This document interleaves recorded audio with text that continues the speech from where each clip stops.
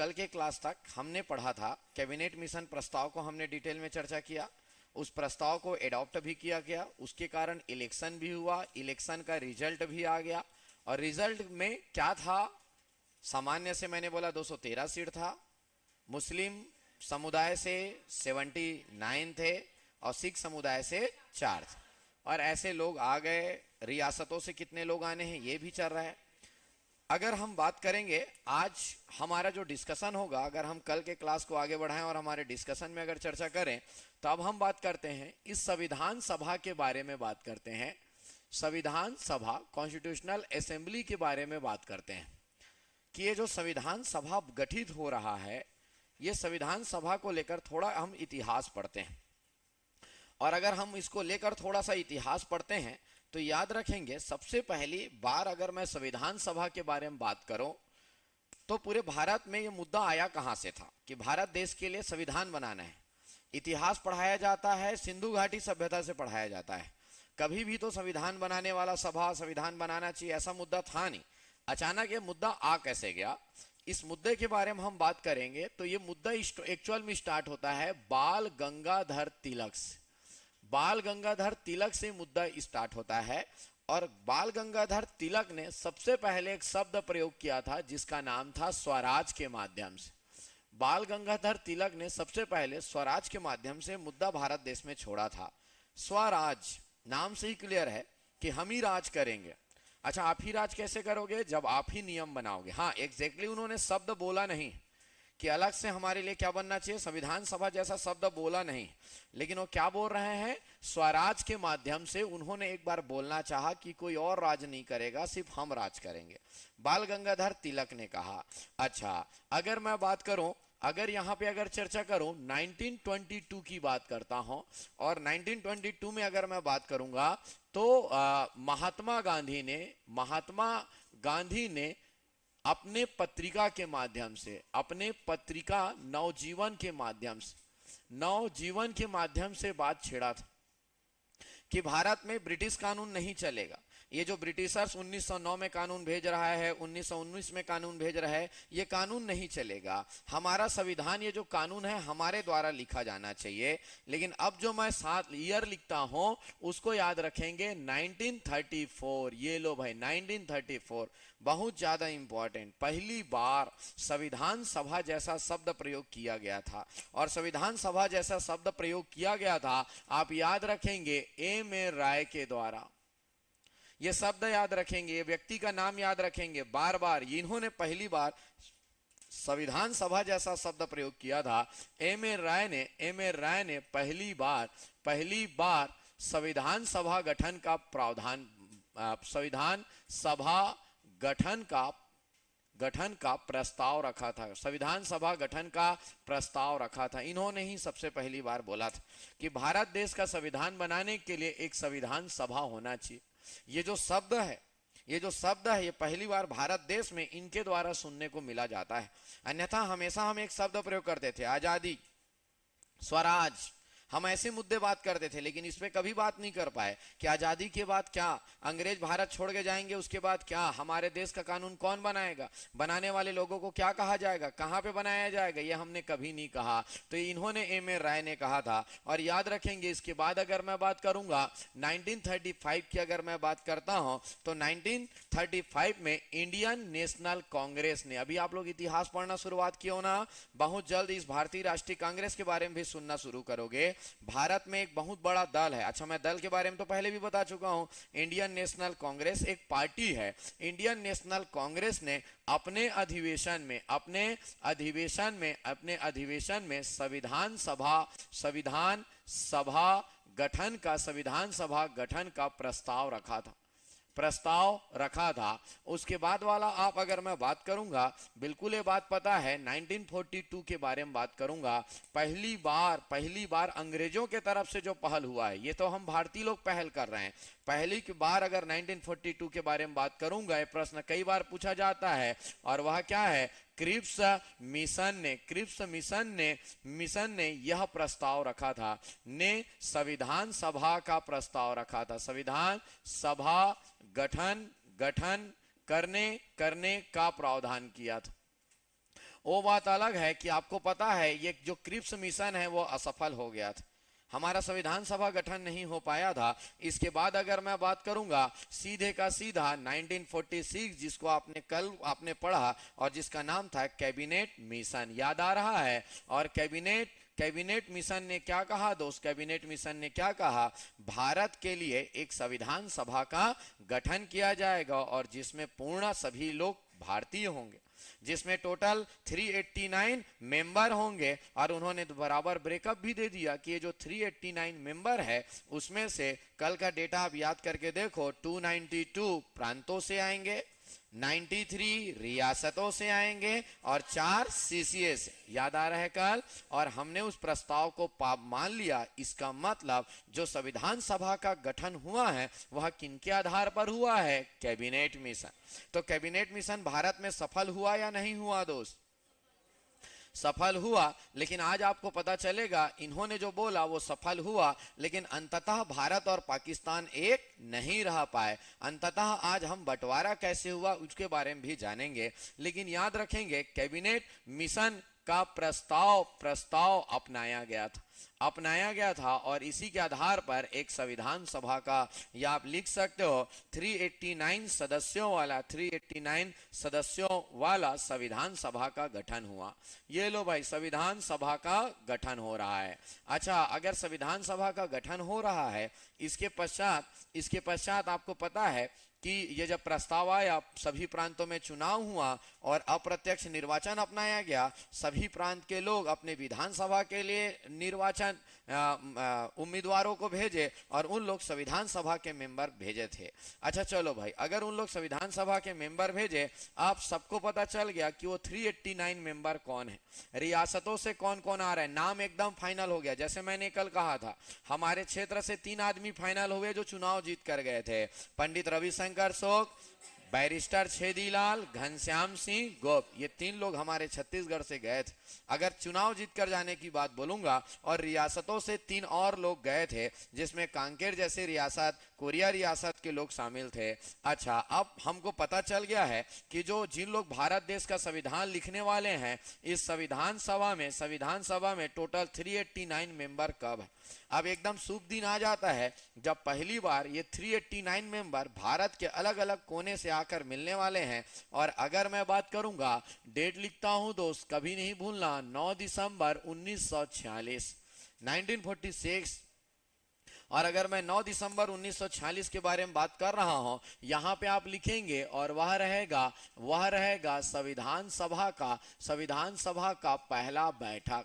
ये लो भाई, ये अगर मैं बात करूंगा, संविधान सभा का पहला बैठक आयोजित किया जाएगा। और सोचो कितना शुभ दिन रहा होगा, इतने सालों का प्रयास, अंग्रेजों से हम इतना लड़े हैं, झगड़े हैं, बहुत लोग अपने जान दे चुके हैं, उसके बाद एक शुभ दिन आता है कि इतने लोगों आकर हम अपने देश का संविधान, ये बात तो तय हो गया है कि हम जितना जल्दी संविधान लिखेंगे, अंग्रेज उतना जल्दी भारत छोड़कर जाएंगे। अच्छा, जब ये पहला बैठक हो रहा है, पहली बात तो आप याद रखेंगे, मुस्लिम लीग शामिल नहीं है, मुस्लिम लीग शामिल नहीं है। अच्छा, आप याद रखेंगे मुस्लिम लीग शामिल नहीं है। क्यों शामिल नहीं है, मैं कल बता चुका हूं क्यों शामिल नहीं है। क्योंकि इन संविधान सभा में अगर 389 मेंबर आने हैं तो सिर्फ मुस्लिम समुदाय से सिर्फ कितने मेंबर थे, 79। उनको पता था भाई हमारा संख्या कम है, अगर हम यहाँ जाके बैठ गए और संविधान बनाने की बात बोले, हम मुस्लिम समुदाय हैं, यहाँ हमारी बातों को महत्व नहीं दिया जाएगा। जब कानून लिखा जाएगा तो हमारी बातों को नहीं, उनको ये सिर्फ डर आ गया था। हम आखिरी तक बोलते रहे, भाई कुछ दिन तो आकर बैठो, हम सब साथ मिलकर बैठते हैं। जब आपको लगेगा कि हम गलत कर रहे हैं, संविधान में कुछ गलत लिखने की कोशिश कर रहे हैं, आप मत आना। लेकिन मुस्लिम लीग कहा नहीं, हम आएंगे ही नहीं, हम एक भी दिन आए और अंग्रेज अगर भारत छोड़कर चले गए तो हमारा कोई सम्मान नहीं रहेगा। हम बिल्कुल, उन्होंने सीधे का सीधा त्याग कर दिया। जब संविधान सभा का पहला बैठक हुआ तो मुस्लिम नहीं आए। उससे भी गजब बात बताता हूं, मात्र 211 सदस्य शामिल हुए थे, मात्र 211 सदस्य शामिल। अच्छा सोचो, इतना बड़ा मेहनत के बाद इतना शुभ दिन आया। मैं तो बोलता हूं पहला दिन है, किसी को भी अब्सेंट नहीं होना था।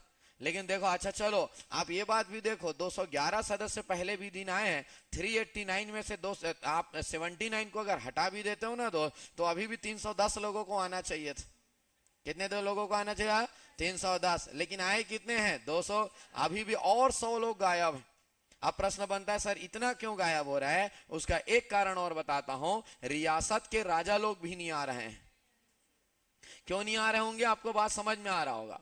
कोई भी राजा अपने क्षेत्र को भारत को सौंपना नहीं चाहे, वो हमेशा जिंदगी भर चाहेगा इस क्षेत्र का मैं ही मालिक बना रहा हूं, यहाँ पे रहने वाले लोगों का राजा मैं रहूं, मेरा कानून लागू हो, मेरे ऊपर और कोई कानून लागू ना हो, मेरा कानून लागू हो। हर कोई यही चाह रहा है। राजा लोग नहीं आ रहे हैं। राजा लोग भी इंतजार कर रहे हैं कि भाई ये ब्रिटिशर्स कभी भारत छोड़कर मत जाए, क्योंकि उनको पता है जिस दिन ब्रिटिशर्स भारत छोड़कर चले गए, पूरे का पूरा रियासत भारत संघ में मिल विलय हो जाएगा और वो राजा वाला प्रथा समाप्त हो जाएगा। जितने बच्चों को मैं इतिहास पढ़ाया हूं, याद करके देखो, बस्तर रियासत का आखिरी राजा प्रवीर चंद्र भंजदेव 1948, और खत्म हो गया रियासत वाला प्रथा, राजा वाला प्रथा समाप्त हो जाता है। आज उस वंश का कमल चंद्र भंजदेव आज चुनाव प्रचार कर रहा है, जगह जगह जा रहा है, हाथ जोड़ रहा है, लोगों के पैर पड़ रहा है, भाजपा को ज्वाइन किया हुआ है। सुन देखे होंगे, अगर आप फॉलो करते होंगे ना, आप देखोगे पहले उसके यहाँ लोग उनको भगवान की तरह मानने उसके घर तक आते थे। आज राजा को जनता के घर जाना पड़ रहा है वोट मांगने के लिए,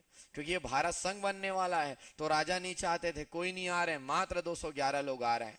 अच्छा, जब भी आप अपने दिमाग में बात डालो, आप संविधान पढ़ोगे, पंचायती राज पढ़ोगे, पूरे भारतीय व्यवस्था पढ़ोगे, जब भी किसी सदन का, किसी हाउस का अगर पहला बैठक होता है, फर्स्ट सीटिंग जब भी होता है, तो हमेशा किसी भी सदन को संचालित करने के लिए एक अध्यक्ष चाहिए रहता है। हमेशा याद रखना, बिना अध्यक्ष के कोई भी सदन नहीं चल सकता है। यह नियमावली है। चाहे वो गांव में पंचों का ही बैठक क्यों ना हो, चाहे विधानसभा का बैठक क्यों ना हो, चाहे यूनाइटेड नेशन का बैठक क्यों ना हो, कोई भी जगह अगर बैठक चलेगा तो उसका हमेशा अध्यक्ष होना जरूरी है। अच्छा, आप बहुत आसानी से बात समझ सकते हो। अध्यक्ष ना होगा तो क्या होगा? वही होगा जो मैं यहां नहीं रहता हूं तो होता है। सही बोल रहा हूं? एक दूसरे के बेंच में बैठे रहते हो, मारते पीटते रहते हो, पानी को फेंक फेंक कर देते हो। होता है कि नहीं होता है? बोलो ना, नहीं होता है। दिखाऊं कैमरा में? सब देखता हूं मैं, हर चीज पता है मेरे को। कौन किसके टेबल में उठकर जा रहा है, कौन नीचे से बॉटल फेंक रहा है, ऊपर से बॉटल फेंक रहा है, समझ में आ रहा है? सब पता है। इसीलिए दिमाग में टारगेट में भी रहते हो वही लोग। खैर, जो भी है, लेकिन मैं बता रहा हूं, अगर अध्यक्ष ना रहे तो हाल क्या होगा। उदाहरण बता रहा हूं, कोई भी काम नहीं कर पाएगा, सदन नहीं चलेगा। तो एक अध्यक्ष, सदन को सुचारू रूप से चलाने के लिए एक अध्यक्ष होना जरूरी रहता है। अच्छा, अब इस बात को समझेंगे, अध्यक्ष कौन निर्धारित करता है? किसी भी सदन में बात कर रहा हूं, इसको बाद में समझना। किसी भी सदन में अध्यक्ष कौन निर्धारित करता है? इतने ही लोग मिलकर अध्यक्ष निर्धारित करते हैं। अगर मान लो जाए 200 मेंबर से सदन बना ना, तो यहां से आधे से ज्यादा लोग जिसको बोल दे ये हमारा अध्यक्ष है, बस हाथ खड़ा करना है, बोल दे ये हमारा अध्यक्ष, वो अध्यक्ष बन जाता है। बहुत आसान काम होता है। लेकिन ये प्रक्रिया कराने के लिए भी तो एक जन को अध्यक्ष होना जरूरी है ना, तो उसी को कहा जाता है अस्थायी अध्यक्ष। क्या कहा जाता है? अस्थायी अध्यक्ष कहा जाता है। ये अस्थायी अध्यक्ष कौन होता है? अपने दिमाग में एक बात डालकर रखेंगे, अस्थायी अध्यक्ष कभी भी सदन पहली बार असेंबल होता है, पहली बार मिलता है, तो उस समय कोई परमानेंट नहीं होगा। शुरुआती दौर में कि हम सब चुने कि हाँ हम इस नाम को आगे बढ़ाते हैं, इस नाम को, उस समय के लिए हो सकता है वो एक दिन, एक घंटा, एक मिनट, कोई भी सदन में एक अस्थायी अध्यक्ष होता है। बाद में आप उसी को पढ़ने वाले हो, संवैधानिक तरीके से एक शब्द होता है, मैं भी कभी सुने होंगे, प्रोटेम स्पीकर। इसी को बाद में हम शब्द संवैधानिक तरीके से क्या बोलेंगे? Protem speaker. अभी विधानसभा का चुनाव होने वाला है, पूरे 90 विधानसभा का चुनाव होगा, सब चुनाव जीतेंगे और सब 90 लोग एक दिन विधानसभा में आने वाले होंगे और उन लोग अपना नया अध्यक्ष चुनेंगे। लेकिन चुनने की प्रक्रिया के लिए भी सबसे पहले एक और अध्यक्ष होना चाहिए, जिसको क्या कहा जाएगा? Protem speaker. ना समझ में आए तो अस्थायी अध्यक्ष। अच्छा चलो भाई, इस तो संविधान सभा जब पहली बार जब ये 211 लोग यहाँ मिले, तो उस समय अस्थायी अध्यक्ष थे डॉक्टर सच्चिदानंद सिन्हा। डॉक्टर सच्चिदानंद सिन्हा अस्थायी अध्यक्ष थे। अच्छा सोचो कितना बेहतरीन दिन होगा। आज आप असम के आदमी का सानिध्य देख लेते हो, आज आप जम्मू कश्मीर के आदमी का सानिध्य देख लेते हो, क्योंकि आपके पास सोशल मीडिया है दोस्त। लेकिन उस समय ना कुछ भी नहीं होता था। सोचो इतने बड़े भारत से पूरा लोग आए होंगे, आप वो असम के आदमी का अलग पोशाक में देख रहे हैं, जम्मू कश्मीर के आदमी का अलग पोशाक में देख रहे हैं, विभिन्न प्रकार के लोग एक साथ इकट्ठा हो रहे हैं। मेरा भाषा वो नहीं समझ रहा है, उसका भाषा मैं नहीं समझ, लेकिन सबको पता है कि हमको भारत देश का संविधान लिखना है।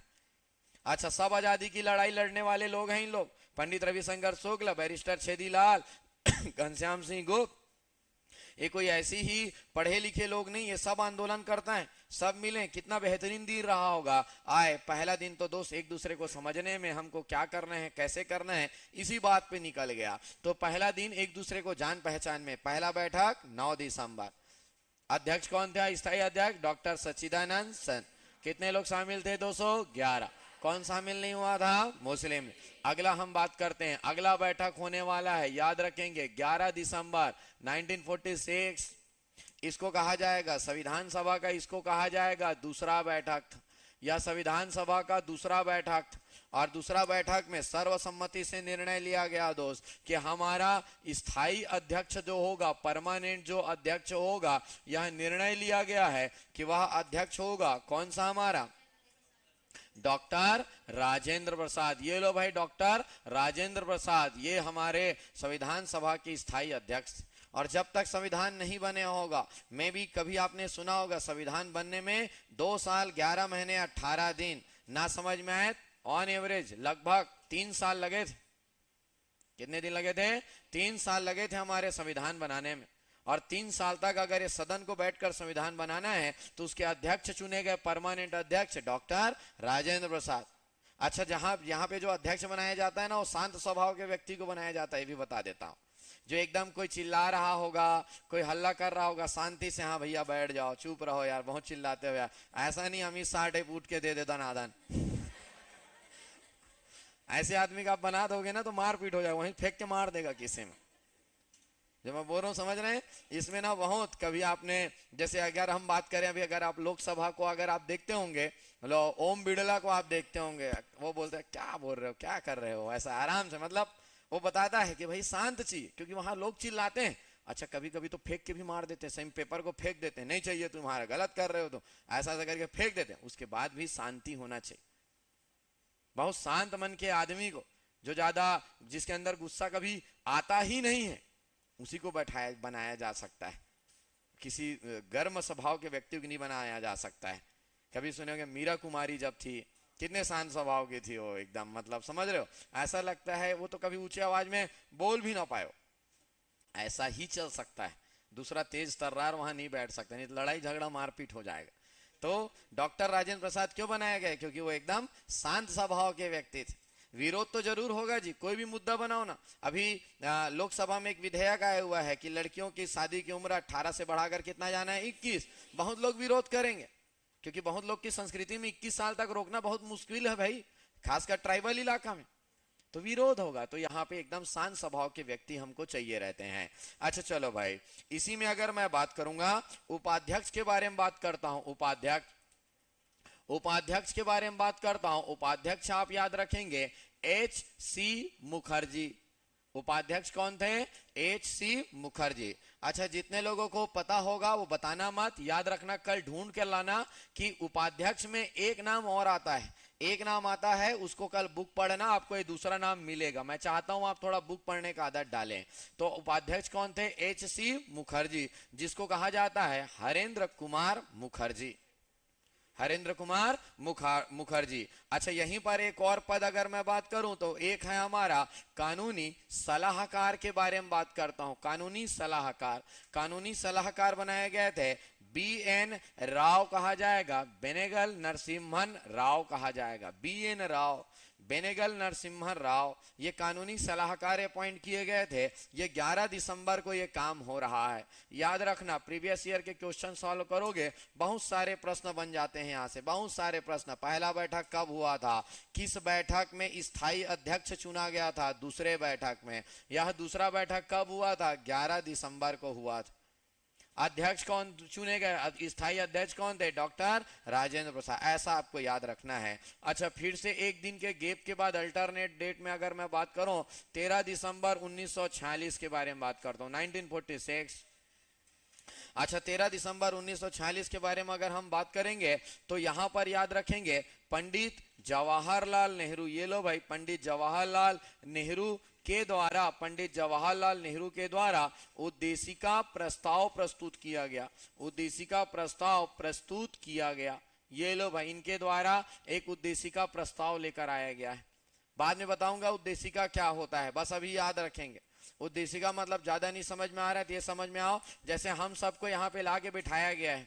अच्छा, हमको प्लान करना है भाई, 2 साल का पूरा शेड्यूल प्लान करना है, और मैं ये जिम्मेदारी आप लोग को दे देता हूँ। तो आप लोग एक पहले ऑब्जेक्टिव बनाओगे, भाई हमारा मेन ऑब्जेक्टिव क्या है, मेन ऑब्जेक्टिव क्या है, किस ऑब्जेक्टिव के लिए हम ये ज्यादा ना समझ में आ रहा होगा। जब भी कोई बुक को आप लेते हो, तो आप बुक को लेते हो तो कभी भी आप उसका एब्स्ट्रैक्ट पढ़ते हो गया, उसमें लिखा रहता है, एब्स्ट्रैक्ट में कुछ लाइन लिखा रहता है, इस पुस्तक में विगत 20 वर्षों के प्रश्नों को समाहित किया गया है, जिसमें यूपीएससी सीजीपीएससी के भी क्वेश्चन रखे गए हैं, लगभग 3000 क्वेश्चन है। तो उससे पढ़कर समझ में आ जाता है अंदर बुक में क्या है। तो हर बुक का अपना एक कवर पेज होता है, उसी को कहा जाता है उद्देशिका। तो ये प्रस्ताव किसने प्रस्तुत किया था, पंडित जवाहरलाल नेहरू। कब प्रस्तुत किया था, 13 दिसंबर। अच्छा याद रखेंगे, 13 दिसंबर का जो बैठक है, इसी को क्या कहा जाएगा, तीसरा बैठक। ये लो भाई, इसको कहा जाएगा तीसरा बैठक। अच्छा चलो, अगर इतना हम चर्चा कर लिए, सब ठीक है, लोग आ रहे हैं, लेकिन अभी भी एक देखो, आप खुद सोच कर देखो, 389 में से कितने मेंबर आ रहे हैं, अभी 211। अब हो क्या रहा है, 2 चीजें चल रहा है। नंबर 1, अगर मैं अपने इस देश में अगर मैं बात करूं, दंगे फसाद बहुत हो रहे हैं, मुस्लिम लीग नाराज चल रहा है, मुस्लिम आबादी उस समय भी लगभग अगर पाकिस्तान और बांग्लादेश साथ में मैं बोलूं 30% आबादी मुस्लिम था उस समय। 30% लोग तो नाराज हैं दोस्त। अंग्रेज ऐसे कैसे छोड़कर जा सकते थे, वैसे उन्होंने तो कहा था जिसको आना है आओ, जिसको नहीं आना है मत आओ, संविधान तो बनकर रहेगा, लेकिन बोल भले दिए थे, लेकिन वो देश को ऐसे छोड़कर नहीं जा सकते थे। यहां मुस्लिम और हिंदू के बीच में दंगे फसाद, एक दूसरे को मार काट चल रहा है, तो अंग्रेज और परेशान होने लगे। और हमको वक्त दिया गया था, जब संविधान सभा गठन हुआ ना, टिल 1948 सबको मिलकर अपना संविधान लिख देना है, और हम लोग 1948 में देश छोड़कर चले जाएंगे। कहां से लिखोगे संविधान, पूरे लोग आ नहीं रहे। अब एक बहुत बड़ा मुद्दा शुरुआत होता है, जिसका नाम है भारत पाकिस्तान बंटवारा। अच्छा, भारत पाकिस्तान बंटवारा क्यों हो रहा है, अब समझ में आ रहा है, क्योंकि संविधान सभा में उन लोग नहीं आ रहे। अंदर में क्या चल रहा है, इस देश में क्या चल रहा है, बहुत ज्यादा मारकाट दंगे फसाद चल रहे हैं, इस भारत में बहुत ज्यादा मारकाट दंगे फसाद चल रहे हैं। इसलिए हमारा अगला मुद्दा रहेगा पढ़ने का, और संविधान सभा में कोई काम नहीं होगा, बन जरूर गया है, कोई काम नहीं होगा, क्योंकि देश एक बहुत बड़े उलझन में फंसा हुआ है। अच्छा चलो भाई, अब क्या उलझन है, इस बात को हम लोग समझते हैं। कभी आपने माउंटबेटन का नाम सुने हैं, सुने थे? अच्छा चलो, पहले हेडिंग डालेंगे, आप लोग हेडिंग डालेंगे भारत पाकिस्तान बंटवारा।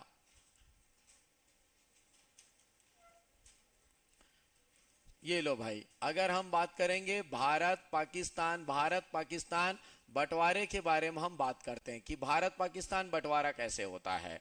अच्छा, भारत पाकिस्तान बंटवारा अगर मैं बनाने जाऊं, तो हम लोग उस समय का एक भारत बना लेते हैं, उस समय का एक भारत हम बनाकर देखते हैं। और ये अगर मैं भारत बनाऊं तो कुछ इस प्रकार से बनेगा। ये हो गया हमारा मद्रास प्रांत, ये हो गया हमारा बॉम्बे प्रांत, ये बंबई प्रांत कहा जाएगा, इसको कहा जाता था ओडिशा प्रांत, ये पूरे का पूरा ये कहलाता था हमारा बंगाल प्रांत, यहाँ पर बीच वाला क्षेत्र क्या कहलाता था, मध्य प्रांत, ये वाला कहलाता था हमारा बिहार प्रांत, ये पूरे का पूरा क्या कहलाता था, असम। यहाँ पर अगर मैं बात करूंगा दोस्त, यहाँ पर ये पहले तो ये बना लो आप, इसको कहा जाता था उत्तर पश्चिम सीमा प्रांत, इसको कहा जाता था सिंध प्रांत। यहाँ पे बीच में एक जो था उसको क्या कहा जाता था, वैसे यहां से ले लो आप इसको क्या कहा जाता था, संयुक्त प्रांत। ठीक, अच्छा, और हाँ, एक बच जा रहा है हमारा, कौन सा, पंजाब। ये लो भाई, वैसे पंजाब थोड़ा यहां तक ले लो, ये कहलाता था हमारा पंजाब प्रांत कहलाता था। ये 11 प्रांत हो गए। अच्छा, सीसीए कल का याद करो, यहाँ पे एक सीसीए बोला था जिसका नाम क्या बोला था, बलूचिस्तान, पढ़े थे। यहाँ पर मैंने एक बोला था जिसका नाम क्या था, अजमेर। यहाँ पर एक और था जिसका नाम क्या था, कुर्ग। और यहाँ पे एक था जिसका नाम क्या था, दिल्ली। ये लो भाई, पढ़े थे ऐसी 11 प्रांत और 4 सीसीए। अब अच्छा, कुछ आप समझ सकते हो क्या इसमें मुस्लिम आबादी कहाँ ज्यादा होगा? मुस पक्का मुस्लिम बाहुल्य अगर क्षेत्र के बारे में बात करूं, डेफिनेटली ये मुस्लिम बाहुल्य क्षेत्र है जो आज बांग्लादेश, और ये मुस्लिम बाहुल्य क्षेत्र है जो आज पाकिस्तान, ये मुस्लिम बाहुल्य क्षेत्र है। अब मुस्लिम लीग का मांग क्या है? मुस्लिम लीग बोल रहा हूं, मतलब एक पार्टी के बारे में बात करो, मांग क्या कर रहे हैं? उनको पता है संविधान सभा में हमारे और उनके कैंडिडेट बराबर नहीं हो सकते, उनको ये लग रहा है हिंदू और मुस्लिम कैंडिडेट बराबर नहीं हो सकता। अब वो सीधा एक ही मुद्दे पर आकर अटक गए। अब बोल रहे हैं हमारा देश ही अलग चाहिए, हम साथ नहीं रहना चाहते हैं, मुस्लिम देश अलग रहेगा और उस देश में पूरी आजादी की लड़ाई हम साथ में लड़े हैं, आखिरी वक्त पे ऐसा स्थिति निर्मित हो जाता है और उनका कहना है हम मुस्लिमों को अलग करो, जहां जहां आबादी ज्यादा है, जो बच गए उन लोग आप लोग रहो, ऐसा। वैसे उस बीच में एक और देश का मांग उठ गया था, वो था पंजाब। सही मायने बोलूं 3 देश का मांग चल रहा था। एक, अगर मैं बात करूं पाकिस्तान, ये अलग देश का मांग कर रहा था, वही सिख वाला मुद्दा आ गया। ये वाला सिख था खालिस्तान। खालिस्तान, खालिस्तान मतलब जहां पाकिस्तान नहीं है, जहां भारत नहीं है, वो जगह कौन सा है? खालिस्तान। ये था नहीं जोरदार नाम? 3 देश बनाया जाना था, हिंदुस्तान, खालिस्तान, पाकिस्तान, ऊपर में अफगानिस्तान, उसके ऊपर कजाकिस्तान, उसके ऊपर उज्बेकिस्तान। समझ में आ रहा है? ऐसे पूरे स्थान हैं उधर। तो इधर ऐसे भी मांग उठा था कि कई लोग बोल रहे थे इस देश का नाम क्या होना चाहिए? हिंदुस्तान। खैर जो भी था, उस समय कभी वक्त मिले ना, आजादी के वक्त को आप जरूर अध्ययन करो, आप कुछ मूवी देखा करो, आप गांधी मूवी देखा करो बार बार, आप सरदार मूवी देखा करो, परेश रावल वाला। आप सबसे अच्छा बता रहा हूं, अगर संविधान को आपको समझना है ना, तो आप सबसे अच्छा है आप संविधान का सीरीज है, पूरा संविधान कैसे बना, संविधान सभा हम लोग कैसे बात करते थे, एक एक मुद्दे पर कौन विरोध करता था। जैसे कल झंडा बनाने वाला बात बोला मैंने, तो लोग कैसे विरोध करते थे, कौन खड़ा होकर विरोध करता था। आप वेब सीरीज के जगह में ना थोड़े थोड़े इसको आधा आधा घंटा देखने का आदत डालो। मैं गारंटी दे रहा हूं, मैं जितना समझा रहा हूं ना उतना ही आप, क्योंकि मैं जो चीज दिखाना चाह रहा हूं, अब ऐसे तो दिखा नहीं सकता, लेकिन मूवी में आप पिक्टोरियल फॉर्म में देखते हो तो बहुत लंबे समय तक आपके दिमाग में स्टोर हो जाता है। और सबसे गजब, अगर इतिहास और संविधान पूरा याद कर डालना है तो आप देखो प्रधानमंत्री कार्यालय यूट्यूब में पूरा डाला हुआ है। मैं जो वेब सीरीज बोल रहा हूं ना उसको आप देखने का आदत डालो। मैं प्रधानमंत्री कार्यालय कम से कम 4 बार देख डालाऊंगा, फिर भी आज जब मेरे बोर लगता है ना तो मैं यूट्यूब में प्रधानमंत्री कार्यालय चालू कर देता हूं। पूरे प्रधानमंत्री के समय में क्या क्या हुआ पूरा घटना याद रहेगा, मैं गारंटी दे रहा हूं। प्रधानमंत्री कार्यालय 13-14 एपिसोड होगा, पूरा देख लो। हर साल पीएससी में 4 प्रश्न बनेंगे आपसे, गारंटी है 4 प्रश्न बनेंगे। मैं छोटा मोटा दावा नहीं किया हूं, क्योंकि उसमें जो घटना है ना जो हमको याद नहीं होता, क्योंकि वो दिखता नहीं है, उसमें एकदम पिक्चर जैसा दिख जाता है। इंदिरा गांधी के समय में क्या हुआ था, हाँ हमारे अटल बिहारी वाजपेयी के समय में क्या होता, पूरा दिखता है, इसलिए उसमें और ज्यादा आनंद आता है। ठीक है, तो मैं कहूंगा आप उसको थोड़ा पढ़ने का आदत डालें। ठीक है, देखो आप नहीं मिलेगा तो मेरे को बताना, मैं आप लोग को लिंक वगैरह भेज दूंगा। जब उतना देख लोगे तो और बताना कि और बताऊंगा आप लोगों को क्या क्या देख सकते हो। खैर वापस आ जाते हैं हम लोग यहाँ पे। अब ये जो 2 मुद्दा आ रहा है, अभी हमारा एक देश है, ये पूरे का पूरा एक देश है जिसका नाम है भारत, इसी को अखंड भारत कहा जाता है। सब इस देश के लिए कानून बनाने के लिए एक संविधान सभा बना जिसमें कितने मेंबर होना चाहिए? 318। लेकिन मुस्लिम लीग नाराज चल रहा है, साथ में नहीं बैठ रहा है, अंग्रेज भी बहुत जल्द अब जाना चाह रहे हैं, झंझट बहुत ज्यादा हो रहा है। तो इस मामले को सुलझाने के लिए एक व्यक्ति को भारत भेजा जाता है वायसराय बनाकर, जिसका नाम रहता है माउंटबेटन। अगर लॉर्ड माउंटबेटन के बारे में बात करूंगा तो लॉर्ड माउंटबेटन भारत देश के अंतिम ब्रिटिश वायसराय रहता है, अंतिम ब्रिटिश वायसराय रहता है। अगर मैं गलत नहीं हूं तो ये 34वें नंबर के वायसराय रहते हैं। एक बार और देख लेना, 34 या 36 ऐसा है, लेकिन ये अंतिम वायसराय रहते हैं, ये 34वें नंबर के वायसराय रहते हैं। इनको ब्रिटेन से भेजा जाता है, यहाँ ब्रिटेन से इनको भेजा जा रहा है और इनको बताकर भेजा जा रहा है कि भैया भारत देश में बहुत समस्या है, हम क्रिप्स मिशन के माध्यम से, वेवेल योजना के माध्यम से, कैबिनेट मिशन के माध्यम से कई बार यहाँ का समस्या सुलझाने की कोशिश किए हैं, यह समस्या सुलझ ही नहीं रहा है।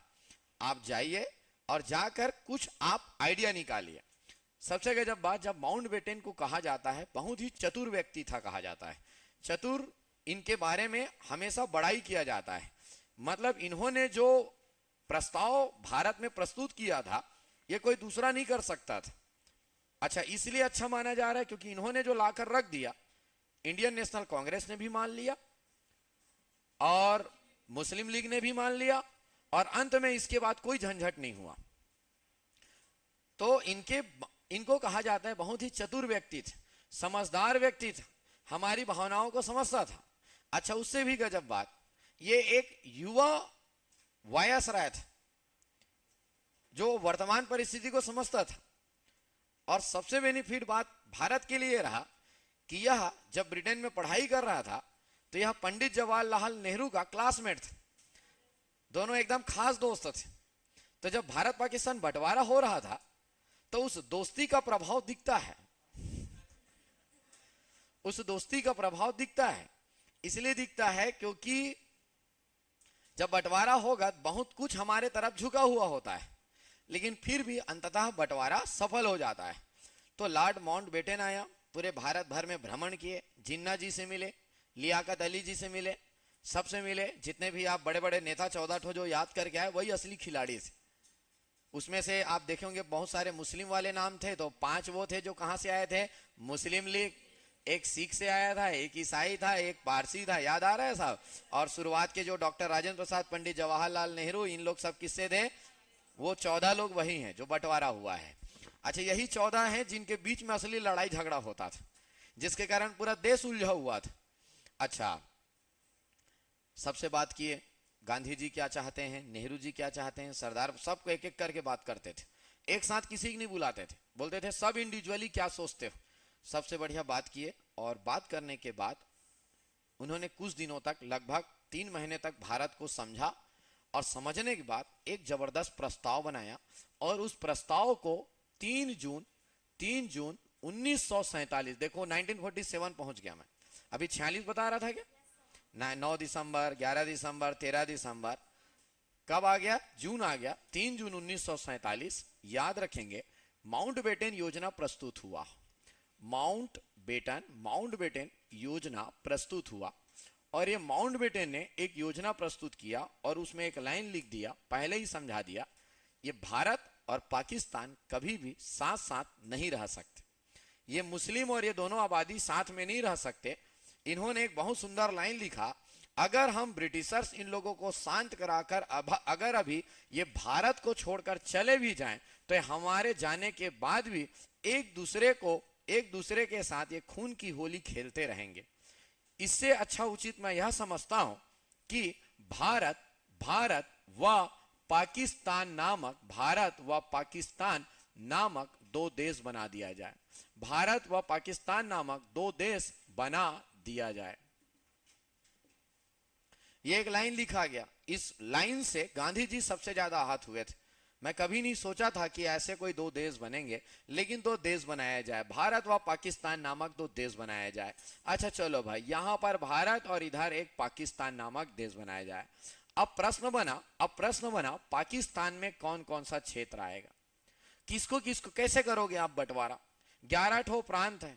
अच्छा, कोई भी प्रांत ऐसा नहीं है जहां पे पूरे के पूरे हिंदू हैं या पूरे के पूरे मुस्लिम। तो इन्होंने एक जबरदस्त प्रस्ताव बनाया और इन्होंने कहा पाकिस्तान में कौन कौन सा आएगा, जहां पर आबादी, अगर मैं बात करूं, जहां पर आबादी 50% से अधिक मुस्लिम है, जहां की आबादी 50% से अधिक मुस्लिम है, सीधी सी बात, वो कहां पे आ जाएगा, वो पाकिस्तान। जहां का आबादी 50% से अधिक, तो ये निकला उत्तर पश्चिम सीमा प्रांत और सिंध प्रांत। अच्छा, दूसरा इन्होंने कहा जहां मुस्लिम आबादी 40% से 50% के बीच में है।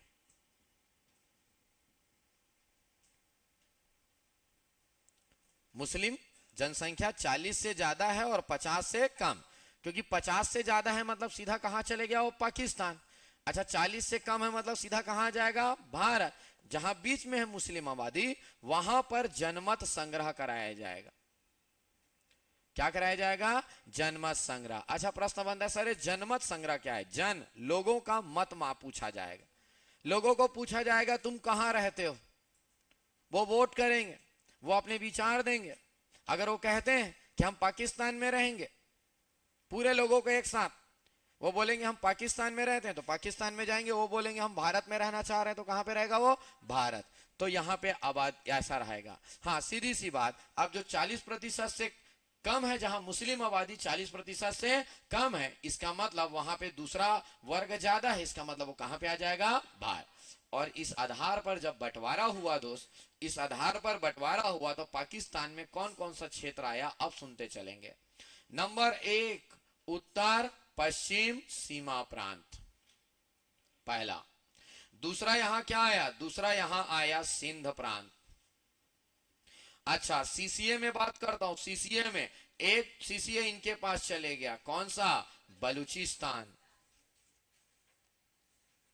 अगर इसके बाद में चौथा में बात करूंगा, पंजाब का बंटवारा हो जाता है। ये लो भाई, पंजाब का बंटवारा, यहां पंजाब का बंटवारा होता है और पंजाब के बंटवारे के परिणाम स्वरूप इस पंजाब का आधा हिस्सा, इस पंजाब का आधा हिस्सा पाकिस्तान में चले जाता है, इस पंजाब का आधा हिस्सा भारत में आ जाता है। जैसे पंजाब नामक राज्य आज भारत में, तो आपको मैं बता दूं, पंजाब नामक प्रांत आज पाकिस्तान में। अच्छा, आप आज राज्य बोलते हो, उन लोग आज भी प्रांत बोलते हैं, वो लोग आज भी प्रांत नामक शब्द प्रयोग करते हैं। आप और हम नहीं करते, हम लोग राज्य बोल देते हैं। छत्तीसगढ़ एक प्रांत है नहीं बोलते हैं हम, छत्तीसगढ़ एक राज्य है। ये पंजाब का बंटवारा हो जाता है। अच्छा, बंटवारा कैसे हुआ, खुद सोच कर देखो। यहां पर मुस्लिम आबादी ज्यादा है, इसलिए इसको किसके साथ रख दिया गया, पाकिस्तान। यहां अलग अलग जिले बटे हुए थे, जिस जिस जिले में मुस्लिम आबादी ज्यादा था वो पाकिस्तान में चले गया, जिस जिस जिले में मुस्लिम आबादी कम था वो कहां पे आ गया, भारत। और ये रेखा खींचने वाले आदमी का नाम था रेड क्लिफ, सुने होंगे आप।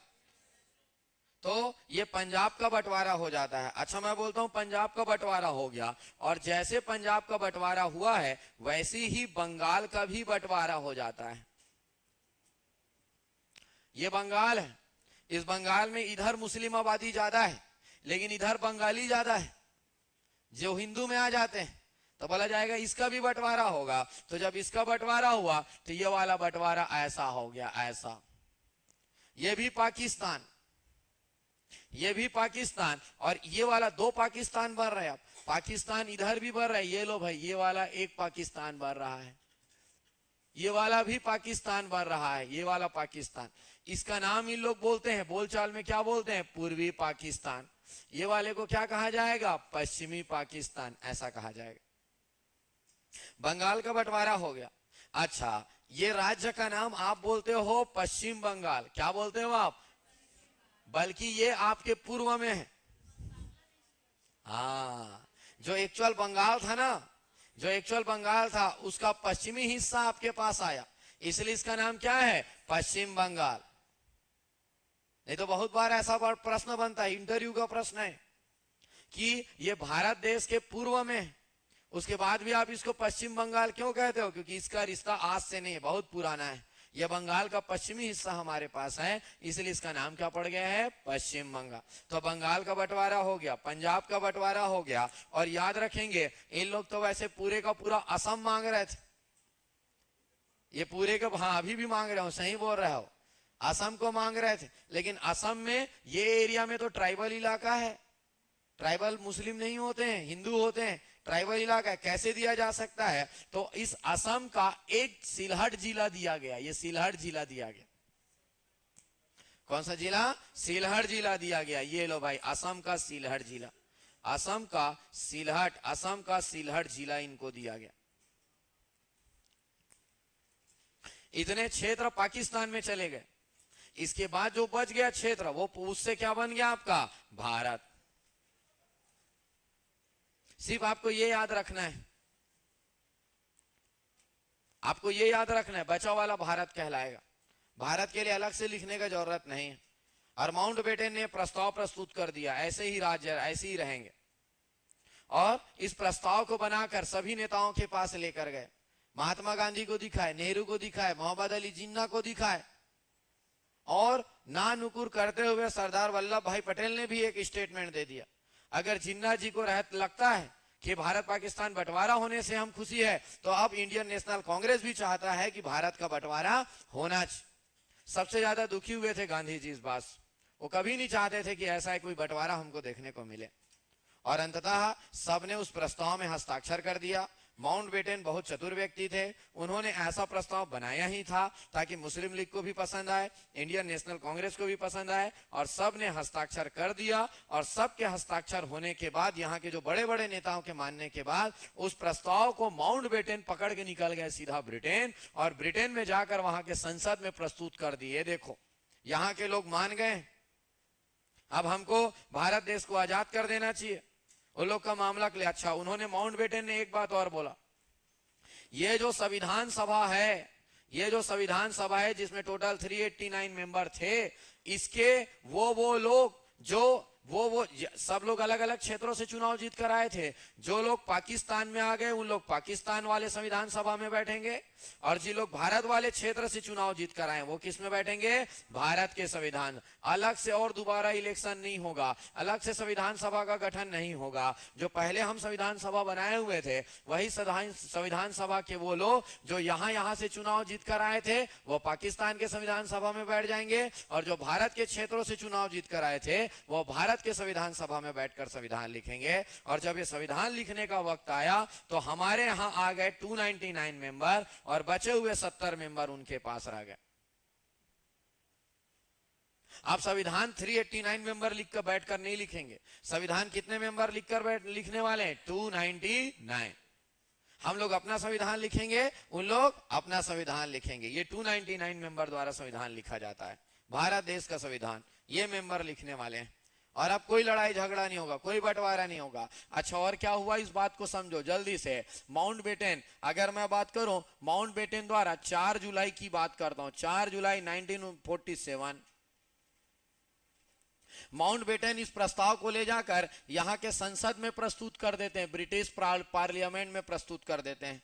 ब्रिटिश पार्लियामेंट में बैठे लोग माउंटबेटन के इस प्रस्ताव को पढ़ते हैं, सबको पसंद आता है। और सबसे गजब बात, भारत के नेता लोग उस प्रस्ताव को मान चुके हैं, अब वो मना नहीं कर सकते, और पूर्ण सहमति से वो प्रस्ताव पारित कर दिया जाता है, और एक कानून पारित किया जाता है, जिस कानून का नाम क्या है? भारत स्वतंत्रता अधिनियम 1947।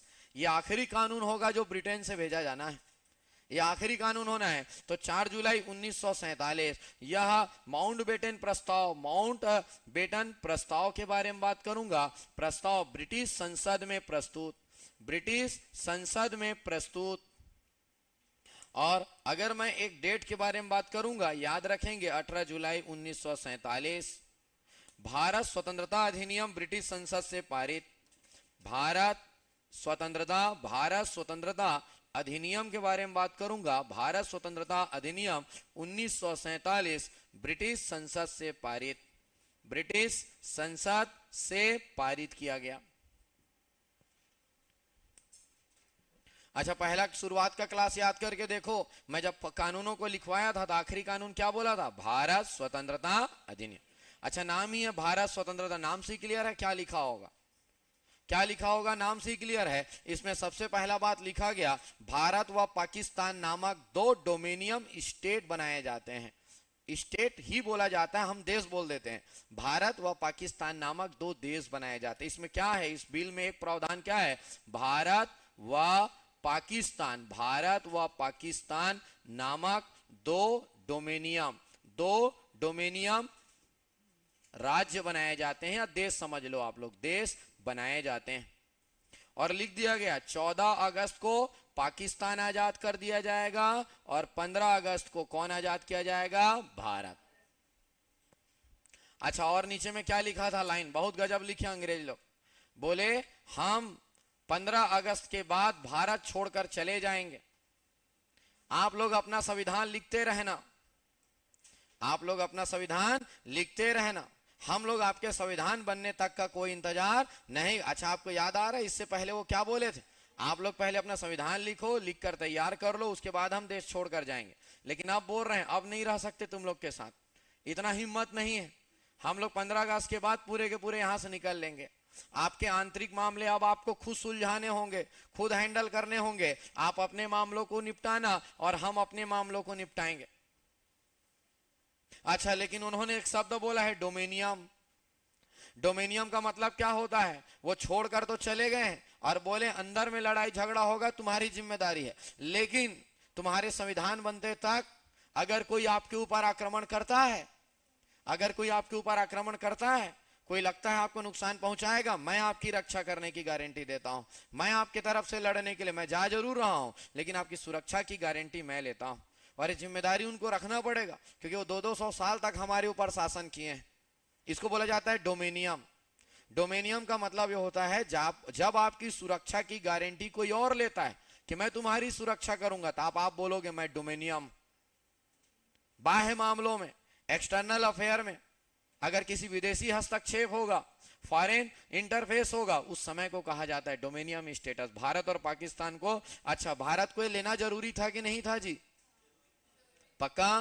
क्योंकि ब्रिटेन छोड़कर चले गया है, देश गरीब है, अभी हमारा संविधान नहीं बना है, हम कमजोर हैं, हमारा डिफेंस स्ट्रांग नहीं है, हमारे पास हथियार नहीं है, हमारे पास बहुत जबरदस्त आर्मी नहीं है। मान लो जाए उसी बीच फायदा उठाने के लिए चाइना आक्रमण कर देता, तब क्या करते आप?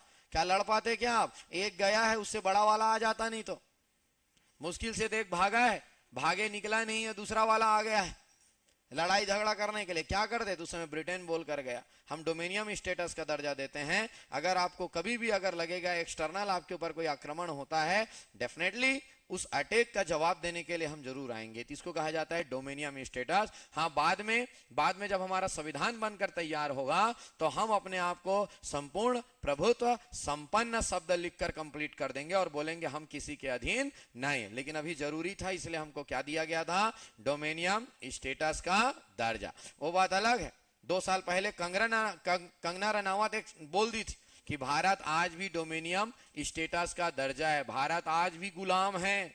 उन्होंने ऐसा बोली थी बीच में, अगर आप जानते होंगे तो। और बोली भारत 2014 से आजाद हुआ है, उसका बस चले ना तो मई में जिस दिन नरेंद्र मोदी जो शपथ लिए थे उस दिन वो झंडा फहराए वो रियल में ऐसा स्टेटमेंट दिए हो। कितना बड़ा बात है, सोचो कि आज भी भारत गुलाम है क्योंकि उसको ये डोमेनियम स्टेटस का दर्जा दिया गया था। वो सिर्फ इसी लाइन को पढ़ पाई, उसके बाद संविधान में जो संपूर्ण प्रभुत्व संपन्न उसको नहीं पढ़ा। ऐसे भी कहाँ टाइम है उनके पास पढ़ने का, मुंह खोलने बस का समय है उनके पास, पढ़ने का समय नहीं है। इसीलिए थोड़ा आधा अधूरा ज्ञान भी बहुत खतरनाक होता है। तो उनका बीच में फिर बहुत आलोचना किया गया था। वो तो बच गई क्योंकि वो भाजपा से थी और उसका सरकार था, नहीं तो उसको छोड़ते नहीं। तो एक बीच में एक विवाद छोड़ी थी, वो इसी शब्द के लिए है।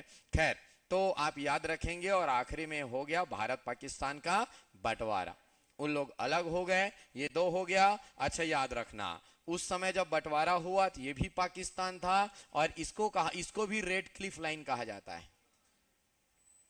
रेड क्लिफ लाइन आज वर्तमान में भारत व पाकिस्तान के बीच में है, आज वर्तमान में बांग्लादेश और भारत के बीच में भी है। बात समझ में आया? बाद में वो बात अलग है। इन 1971 हमने ही यहां के लोगों को भड़काकर, रिकॉर्ड हो रहा है क्या? हमने ही यहां के लोगों को भड़काकर इस देश को क्या बना दिया? नहीं रिकॉर्ड होते रहता तब कहानी सुनाता आप लोगों को। अब हो रहा है करके नहीं सुनाऊंगा इस क्या? अच्छा, इसको अरे छोड़ो, कहाँ लगे हो, कभी सुनाऊंगा कुछ दिन बाद, 2-4 दिन और है, उसके बाद सुनाऊंगा स्टोरी क्या था इसके पीछे। हम लोग हैं कहानी, मतलब रियल में भारत भी कम नहीं है जो भी रहा, ठीक है। तो ये बाद में बांग्लादेश बनेगा 1971, इसीलिए दादा कहलाता है, ये बाप कहलाता है, ये बेटा कहलाता है, पोता हो गया, हमारा पोता कहला रहा है। सही है ना? ऐसा एक रिश्ता बना हुआ है। इसीलिए इन तीनों के बीच में जब मैच होता है बहुत मजा आता है। पूरा भारत वाले कल पाकिस्तान का मैच इसलिए देख रहे थे कि वो हार जाए। ये भाव कैसे आता बताओ? मतलब अगर ये भारत पाकिस्तान बंटवारा नहीं होता तो क्या होता? हम आज सर्वाधिक जनसंख्या वाला देश अभी बने हैं ना, ये कारनामा हम 70 साल पहले कर दिए थे। अगर हम दोनों साथ में रहते तो चाइना बहुत पीछे इस मामले में था। सही बोल रहा हूं? अगर ये दोनों अगर साथ में रहते तो आज गदर 1 और गदर 2 नहीं बने रहता। अगर ये दोनों साथ में रहता तो आज इंडिया पाकिस्तान के मैच में डिज्नी हॉट स्टार में 3 करोड़ व्यू नहीं आते। 4.8 था क्या? 4 देखो, 4.3 करोड़ व्यू नहीं आते। इतना इंटरेस्ट नहीं आता, एक एक बॉल देखने में इतना मजा नहीं आता, इतने टीवी नहीं फूटा करते। है नहीं? जो भी हुआ वो परिस्थिति था। बहुत लोग इस घटना से नाराज थे, उदास थे, बहुत लोग खुश भी थे। बुरा बात ये रहा, यहाँ के मुस्लिम डर गए, डर कर वहां जाने लगे, वहां के हिंदू डर गए, डर कर यहाँ आने। ये उस परिवार के लिए बहुत बड़ा दुखद घटना था, क्योंकि बहुत बड़ा बात होता है आपको अपने घर को छोड़कर कहीं भेज दिया जाए जहां के बारे में आपको कुछ नहीं पता है कि वहां के लोग कौन हैं, कैसे हैं, हमको किस प्रकार से मान सम्मान देंगे, रख पाएंगे नहीं रख पाएंगे। आपको बस बोल दिया गया तुमको यहां से जाना है। भाग मिल्खा भाग देखे होंगे, पूरा घर कैसे खाली करके गए उन लोग, पूरे का पूरा सिर्फ घर को छोड़ कर गए। कौन आएगा, कैसे आएगा, क्या होगा पता नहीं, तुम निकलो बस यहां से। तो ये एक बहुत दुखद समय था हमारे लड़ाई झगड़े, क्योंकि उस समय शिक्षा भी नहीं था हमारे पास। बस ये पता था ये मुस्लिम है और मैं हिंदू, बस यही बात चला। 2 साल ना भारत देश में सिर्फ तमाशा हुआ है। अच्छा, पहला बैठक हो गया है 9 दिसंबर को। 9 दिसंबर से लेकर ये झंडा फहराने 15 अगस्त तक, 15 अगस्त तक हम एक भी काम नहीं किए संविधान सभा में। 6 महीना हो गया, एक ठो कानून नहीं बन पाया, एक ठो अधिनियम नहीं बन पाया है। हम सिर्फ लड़ाई झगड़ा कर रहे हैं। अब इसके बाद हम सब शांत होते हैं, अलग अलग होता है, हमारा काम धाम मस्त शुरू होता है। बात समझ में आया? तो ये एक अभी तक का जो संविधान था ना, बहुत समझने वाला, क्योंकि यहाँ पे हौच पौच कारनामा बहुत होता है। अब इसके बाद अगर मैं बात करूं हमारे संविधान सभा के बारे में, अगर मैं बात करूंगा हमारे संविधान सभा के बारे में, कितने मेंबर हो रहे हैं? 299। चलो भाई, आपके पास कितने सीसीए हैं? 3। कितने सीसीए हैं? 3। और आज के बाद अब जब भी मैं भारत का मैप बनाऊंगा दोस्त, अब भारत का मैप मैं ऐसा बनाऊंगा। इससे पहले जो भी घटना हुआ था हम सब साथ मिलकर किए थे। और 14 अगस्त को पाकिस्तान अलग हुआ है, आजाद हुआ है, और 15 अगस्त को जानते हो ऐसा क्यों हुआ है? उल्टा क्यों नहीं हुआ? उल्टा क्यों नहीं हुआ होगा? क्योंकि अगर उल्टा हो जाता ना, हाँ, अगर मान लो जाए भारत 14 अगस्त को आजाद हो जाता और पाकिस्तान और ब्रिटिशर्स हमको छोड़कर चले जाते, हम 15 अगस्त को पाकिस्तान अलग होने देते ही नहीं। तुम होते कौन है अलग होने वाले? अब बताओ कौन अलग करेगा? जब मैं बोला समझ में आया? गेम उल्टा हो जाता, और अलग ही नहीं होने देता, क्योंकि हम आजाद हो जाते। अब हम ही शक्तिशाली हैं, भारत शक्तिशाली। अब तुम कौन होते हो हमसे किसी और को अलग करने वाले? अब हम बताएंगे वो अलग होगा कि नहीं, दबोच लेते। आओ, कहां जाओगे तुम? समझ? हाँ, पूरा भारत ही रहता, बंटवारा होता ही नहीं। तो इसीलिए पहले जो जो अलग होना था अलग किया गया, और अलग करने के बाद लाइन लिखा गया, अब 15 अगस्त को कौन अलग किया जाता है, आजाद किया जाता है? भारत। नहीं, दांव उल्टा पड़ जाता। ऐसे ही कानून के ज्ञाता लोग ऐसे छोटे मोटे नहीं होते, बहुत सोच समझ कर लाइन लिखते हैं, जिसका बुरा प्रभाव कभी ना पड़े। और अब अगर मैं बात करूंगा, अब हमारे संविधान सभा में कितने मेंबर बन गए? 299। अच्छा, इसमें भी अब एक प्रश्न बनता है,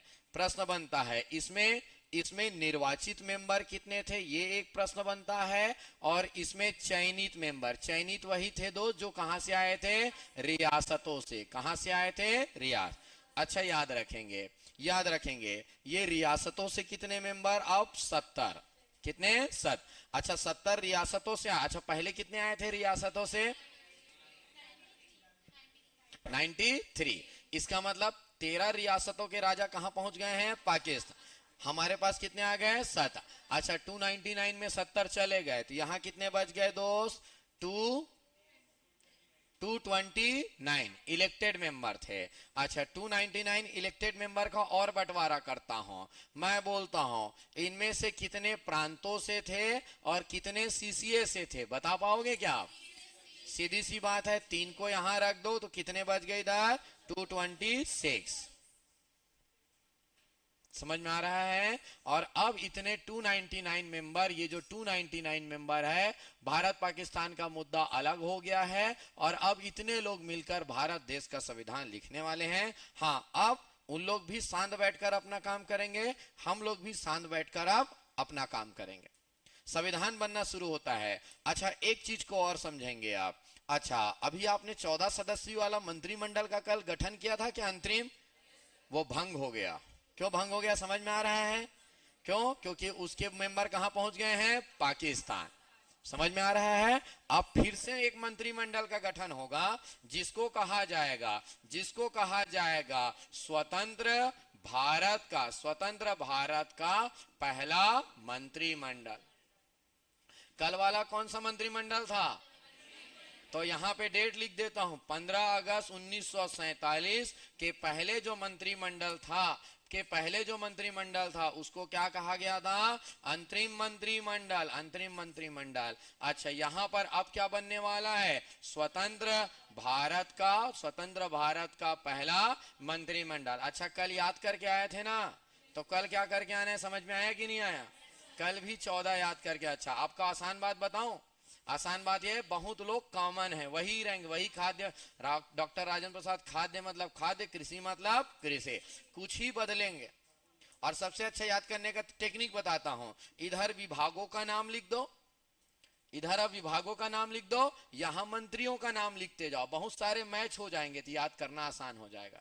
कुछ ही में यहां पे नाम और यहां पे नाम अलग रहेगा।